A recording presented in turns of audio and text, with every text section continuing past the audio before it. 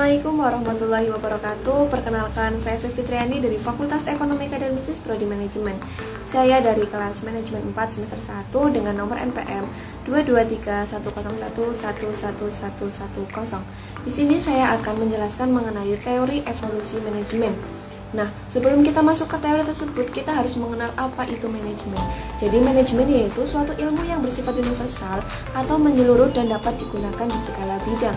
Nah, manajemen ini berasal dari kata to manage, yang artinya mengurus, melaksanakan, mengelola, mengatur, dan memperlakukan. Kemudian, mengapa kita perlu mempelajari ilmu manajemen?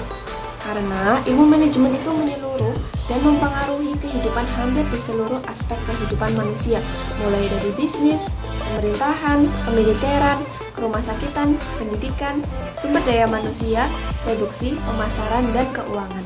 Nah, ilmu manajemen ini bertujuan untuk menunjukkan cara ke arah pelaksanaan pekerjaan yang lebih baik, mengurangi hambatan-hambatan, dan meningkatkan mencapai tujuan dengan lebih baik lagi. Kemudian, di sini saya akan menjelaskan mengenai teori evolusi manajemen. Teori evolusi manajemen ini memiliki 3 aliran pemikiran manajemen, yaitu 1. Aliran klasik. Aliran klasik dibagi menjadi 2, yaitu manajemen ilmiah dan teori organisasi klasik. Aliran manajemen ilmiah yaitu menerangkan secara ilmiah metode terbaik untuk melaksanakan tugas apapun dan untuk menyeleksi, melatih, dan memotivasi kerja. Tujuannya adalah kebutuhan untuk meningkatkan produktivitas. Sedangkan teori organisasi klasik bertujuan untuk menumbuhkan kebutuhan untuk menemukan pedoman pengelolaan organisasi yang kompleks.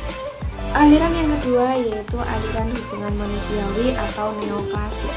Aliran tingkah laku yang muncul sebagai akibat dari pendekatan klasik tidak berhasil mencapai produksi efisien dan harmoni di tempat kerja yang memadai. Pada aliran ini digolongkan 2 pendekatan, yaitu gerakan hubungan manusia dan pendekatan ilmiah secara tingkah laku. Nah, untuk aliran yang ketiga yaitu aliran manajemen modern. Di sini kita akan membahas lebih lanjut mengenai aliran manajemen modern. Aliran manajemen modern ini dibagi menjadi 2 jalur, yaitu jalur pertama merupakan pengembangan dari aliran hubungan manusiawi yang dikenal sebagai pelaku organisasi. Dan untuk jalur yang kedua dibangun atas dasar manajemen ilmiah, dikenal sebagai aliran kuantitatif atau operation research dan manajemen science atau manajemen operasi. Ada beberapa prinsip dasar perilaku organisasi dari tokoh manajemen modern. Yang pertama, manajemen tidak dapat dipandang sebagai suatu proses teknik secara ketat.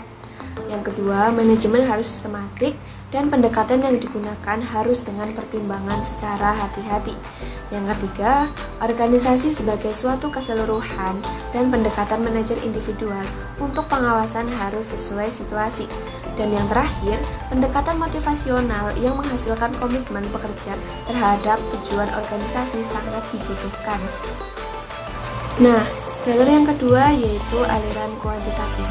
Aliran ini ditandai dengan berkembangan tim-tim riset operasi dalam pemecahan masalah-masalah industri yang didasarkan atas suksesnya tim-tim riset operasi Inggris pada Perang Dunia Kedua, sejalan dengan semakin kompleksnya komputer elektronik, transportasi, dan komunikasi. Teknik riset operasi menjadi semakin penting sebagai dasar rasional untuk pembuatan keputusan. Prosedur riset operasi tersebut kemudian diformulasikan dan disebut sebagai aliran kuantitatif. Nah, sekian yang dapat saya sampaikan mengenai teori evolusi manajemen. Apabila ada salah kata atau tutur kata, saya mohon maaf. Sekian, terima kasih. Wassalamualaikum warahmatullahi wabarakatuh.